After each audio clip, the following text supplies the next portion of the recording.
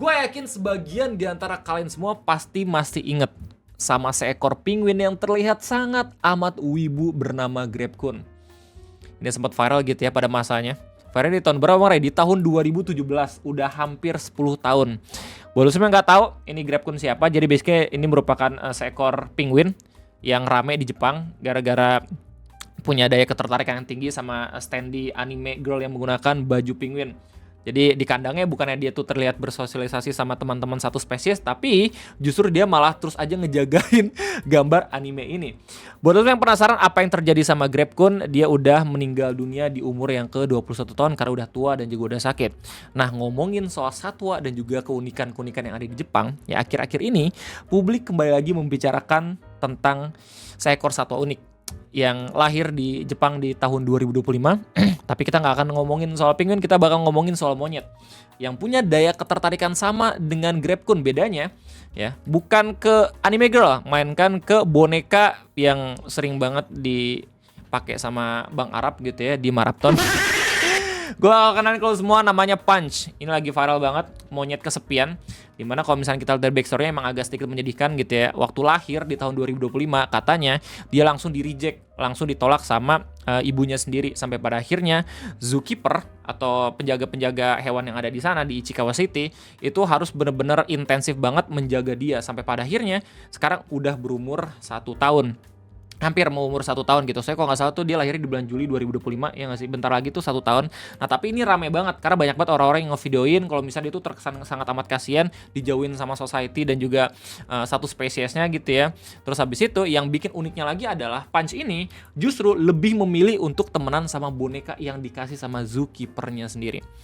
Dan kita bakal bahas bareng-bareng terkait dia. Selamat datang di Ngopi, ngobrolin bahasa Indonesia bersama gue, your favorite Uncle Om Ray. Ya, kita udah tahu cerita soal Grabkun, sekarang gue bakal kasih ke lo semua cerita tentang Punch. Monyet kesepian yang lagi rame banget perkembangan sosialnya diomongin sama orang-orang di berbagai macam situs internet. Dan kita bakal bahas bareng-bareng di sini. Kenapa pengen banget gue bahas? Karena basically gue udah bosen ya buat video ngopi, tapi pembahasannya justru ngebuat emosi dan juga tensi naik. Gue pengen seenggaknya tuh ya cerita-cerita yang awesome kayak gini gitu. Karena kalau misalnya ngomongin soal kebijakan pemerintah mulu, pusing pak. Kita mungkin ngomongin sesuatu di kolom komentar ada solusinya, tapi kan nggak tahu bakal didengerin atau tidak ya. Lagi pula itu bukan kewajiban kita untuk mencari solusi karena kita juga tidak digaji. Makanya daripada itu, mending kita ngomongin soal monyet. Cuman entah kenapa ya, semua cerita ini ada aja ngaitin sama Indonesia. Ya ada satu kontributor yang bilang kalau misalnya ada satu negara tuh yang justru tidak ramah sama monyet-monyet kayak gini ya. Dimention lah Indonesia. Kenapa begitu? Karena mungkin secara alih fungsi lahan gitu ya, itu ngebuat tempat tinggal dari monyet-monyet yang sejenis gitu ya, atau mungkin yang beda jenis itu justru kehilangan rumah aslinya. Belum lagi dengan budaya topeng monyet. Jadi seakan-akan monyet-monyet kecil yang kayak gini justru bukannya dilindungi, tapi malahan dijadiin kelas pekerja buruh dan juga bawah dengan ya jadi badut gitu loh. Gue gak denial soal hal itu men. Karena gue sendiri pun dengan umur gue yang udah 30 tahun gitu yang ngeliat topeng monyet tuh beda aja rasanya sekarang gitu. Tapi sebelum kita nyemplung ke sana, kita bakal bahas dulu origin story dari Punch. Gue udah sempat kasih tau sebelumnya gitu ya, kalau misalnya ini merupakan monyet yang lahir di tahun 2025, dimana rame banget gara-gara kalau misalkan lu pergi ke kandangnya yang terletak di Ichikawa City Zoological and Botanical Garden di Chiba Prefecture, Jepang ya, ini di Jepang, lu bakal ngelihat ada seekor monyet yang beda di antara yang lain, dimana biasanya monyet-monyet yang ada di kandang tersebut itu bersama teman-teman satu spesiesnya, tapi ada monyet yang dia tuh selalu megang boneka monyet IKEA. Makanya dari sini orang-orang tahu soal Punch ya. Terus abis itu banyak yang penasaran kenapa dia selalu aja megangin boneka monyet IKEA. Diceritain lah kalau misalnya backstory-nya itu lebih sedih lagi. Soalnya waktu lahir katanya ibunya nolak kehadiran dia. Ya jadi kabur, baby blues lah, tapi hewan gitu ya. Soalnya kalau misalkan dalam dunia kehamilan dan juga parenting ada juga tuh istilah baby blues di manusia gitu ya. Ada momen dimana istri lo atau pasangan lo gitu ya ngerasa bener-bener gak bisa dipegang sama sekali sama anak sampai pada akhirnya butuh waktu untuk bisa nenangin diri. Dan hewan pun kayak gitu. Ya banyak banget orang-orang yang berspekulasi kalau misalkan ibunya itu mengalami baby blues fatal sampai dia nggak bisa bersentuhan sama anaknya sendiri yaitu si Punch. Akhirnya ketika lahir si Punch diasuhnya sama zookeeper. Ya, jadi dikasih perawatan insentif dan biar seenggaknya dia tuh ngerasa nggak kehilangan sosok ibunya, dikasihlah boneka IKEA monyet ini. ironisnya adalah ini boneka yang dipegang sama Reza Arab ya waktu di Marapton, tapi ini bukan viral gara-gara Reza Arabnya. Ini viral sendiri gitu, bahkan lebih lama viralnya dibandingin ya waktu boneka dipakai sama Arab di Marapton. Ya jadi gara-gara itu orang-orang makin ngasih empati lagi lah ke si Punch, sampai pada akhirnya di setiap hari gitu ya dia tuh selalu aja diliatin ya, orang-orang selalu aja ngunjungin, ngevideoin gitu ya. Lu nggak perlu pergi ke Jepang langsung gitu, lu tinggal lihat beberapa video-videonya lewat sharing yang dilakuin sama warga Jepang sendiri ya, dimana orang-orang tuh setiap kali emang ada perkembangan sosialnya langsung ngebuat ya berita-berita gitu soal Punch. Dari yang awalnya tuh ya nggak berani buat nyapa siapapun gitu, akhirnya Punch udah berani untuk meninggalkan bonekanya dan masih banyak lagi. Ya salah satu berita yang ngabarin ini itu dari Dexerto dengan judul Viral Abandoned Baby Monkey Takes First Step Towards Finding a Family. Ya sekarang katanya si Punch udah mulai berani untuk nyari ibunya ada di mana di kandangnya sendiri gitu ya. Ini beritanya bahkan dirilis tanggal 20 Februari 2026. Ini udah berita seminggu yang lalu. Gue nggak tahu berita terbarunya kayak gimana gitu ya. Tapi dari berita ini kita tahu latar belakang lebih dalamnya kayak gimana. Jadi diceritain dari Dexerto, the infant Japanese macaque named Punch was born at Ichikawa City Zoological and Botanical Garden in Chiba Prefecture ya, tanggal 26 Juli 2025. However, ini keterangan yang udah gue bahas, his mother rejected him shortly after birth, forcing zookeepers to step in and hand raise him to ensure his survival. Without a mother to cling to, Punch developed a strong attachment to a stuffed orangutan toy given to him by keepers. Photos and video of him clutching the plush companion for comfort quickly spread online, with fans across sharing support under the hashtag #StayStrongPunch.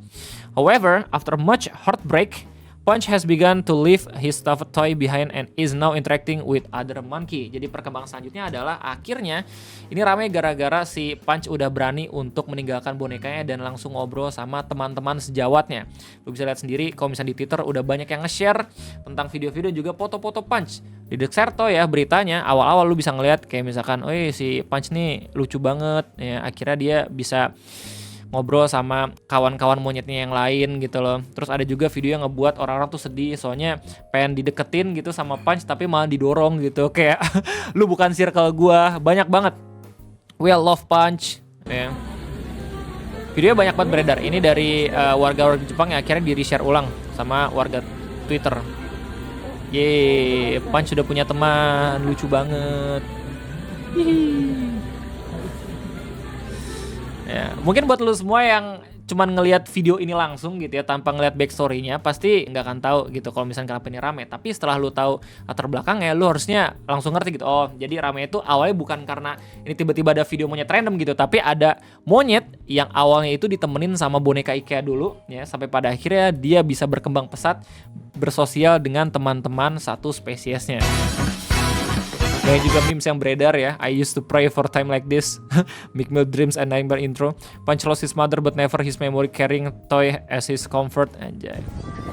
Jadi waktu dia sendiri gitu main, dia selalu aja bawa boneka yang sama yang dimainin sama Bang Arab gitu. Tapi ini boneka rame bukan karena Bang Arab gitu ya, tapi karena si Punch-nya dulu gitu yang selalu bawa. Kan ini udah dari lahir gitu di tahun kemarin gitu.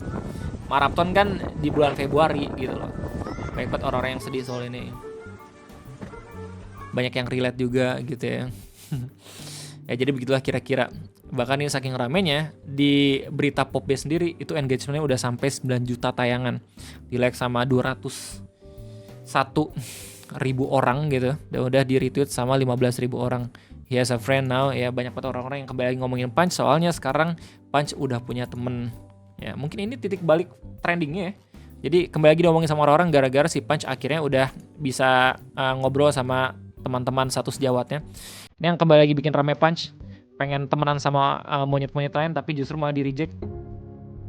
This is Punch, a baby Japanese macaque who is abandoned by his mother and found comfort to plushies. Oh, sedih banget. Oh, dia senyum peluk bonekanya. Ya, kalau misalnya di Indonesia gimana bang trending ya? Belum trending sebenarnya ya di Indonesia soal Punch ini. Cuman udah ada meme yang ngaitin antara Punch sama streamer yang lagi subaton. Ya, karena mungkin backstory-nya mirip ya, sama-sama kehilangan sosok yang harusnya penting buat hidupnya sendiri gitu loh. Ya lu pun kayaknya udah pernah ngeliat klipnya kayak gimana. Nah, di samping cerita-cerita yang wholesome dan juga balasan-balasan soal Punch yang didoain baik agar bisa temenan sama monyet-monyet yang lain, ada aja akun-akun pemecah belah gitu. Yang justru bukannya saling menguatkan satu sama lain gitu, saling encouraging kalau misalkan ya kita harusnya tuh bisa lebih support lagi sama spesies-spesies lain yang ada di dunia ini gitu ya. Ada annual akun Twitter yang justru ngaitin ini dengan ngebandingin ras. Katanya yang cuman peduli sama Punch itu white people dan juga Japanese. Everyone else would literally eat him for dinner is a racist statement, bro. Of course, dan ini langsung ngebuat banyak banget orang-orang marah di kolom komentar. Ya gimana kagak gitu, kita semua lagi pada wholesome gitu soal cerita Punch, tiba-tiba ada aja party pooper yang kayak gini. Langsung dibalas, hah? White people kayak gitu? Lu bukannya nge-killing banyak banget binatang-binatang? Animal caring white people. White people care about animals. Iya, ada beberapa gambar yang gak bisa gue lihat. Ya, tapi bahkan ada yang langsung ngasih tahu berita kayak misalnya American kills 80% of trophy hunted primates. Ini berita valid ya dari Human Worlds for Animals and National Geographic. Look who's talking, bro. Nah, sebenarnya pembahasan ini udah dibuatin video sama Om Pasha Lovarian di channel keduanya, yaitu My Anime Channel. Cuman ini versi ringkasnya aja gitu ya. Nah, selain ada orang yang langsung ngaitin ke ras gitu, di samping ada cerita yang wholesome ini, ada juga yang ngaitin ke Indonesia. Bilang katanya negara kita itu termasuk negara yang tidak ramah terhadap monyet-monyet, karena ada beberapa rumor yang mengatakan kalau misalnya bahkan negara kita itu memproduksi video-video penyiksaan monyet. Kalau misalnya ngomongin soal topeng monyetnya, kalau misalnya ngomongin soal alih fungsi lahannya, itu mungkin gue bisa setuju. Tapi rumor yang bilang kalau misalnya justru negara kita itu memproduksi video-video yang bisa menyiksa hewan, bahkan sampai ada orang yang rela untuk bayar, itu gue masih belum tahu kebenarannya kayak gimana. Ini di-share postingannya sama Stephen Shaman. Nah, ini satu di antara beberapa postingan-postingan yang emang ngomongin soal Indonesia. Ngebilang, since Punch has renewed global empathy for baby monkeys, Indonesia has an industry where people pay to watch baby monkeys get tortured online. Not even tortured to dance or perform, but painfully tortured to death out of sadism. The footage too gruesome to show. Indonesians pay millions each year to watch baby monkeys drown or to be cut open alive online. Some have their hands tied with ants poured on their eyes. The Indonesian government does not enforce any law against these tortures. This is despite the macaque monkey being protected animals under the CITES Convention. Like Punch, all the tortured monkeys are young macaques. I don't usually post this stuff. I usually post about history and culture. I like showing people the beauty parts of the world, but I don't feel like I will have another chance to let people know about this. So I will post this knowing that I have a clean conscience. Jadi ya entah kenapa ya akun-akun yang katanya, oh ini gue ngomongin soal sejarah dan juga budaya gitu, selalu aja gitu ngomongin soal ya sesuatu yang secara rumor gitu belum tahu itu bener atau kagak gitu. Apalagi ini nembak katanya terletak di Indonesia. Kalau misalnya lihat dari kolom komentar ya banyak banget yang denial. Tapi yang denial itu bukan orang Indonesia, melainkan orang-orang luar negeri. Kayak misalkan akun Timothy Backward dengan bilang, okay, I feel deep into this rabbit hole and this story isn't quite right.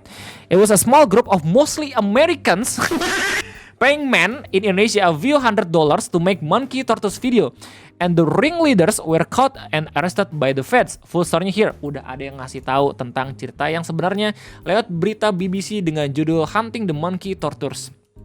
Nah, terus abis itu langsung aja dibalas gitu sama yang buat postnya. It isn't an isolated incident though. The circle are still ongoing. The problem is there is no law enforced against it can only prevent consumption, while the Indonesian side does little to prevent production. Ya sebenarnya kalau misalnya dari gue pribadi gitu, karena kita melihat sebuah kecenderungan kalau udah nggak banyak orang yang melakukan atraksi topeng monyet gitu, gue rasa cukup berhasil juga peraturan-peraturan yang diubah gitu dari tahun kemarin sampai sekarang gitu. Soalnya udah banyak yang gak berani juga ngelakuin itu, dan orang-orang pun udah pada punya empati kalau misalkan monyet justru kasihan kalau misalkan dijadiin ya sirkus ataupun ya justru tontonan, padahal itu menyiksa banget gitu. Gak cuma satu orang doang yang emang ngebuat klarifikasi tentang post yang ini, tapi juga ada beberapa.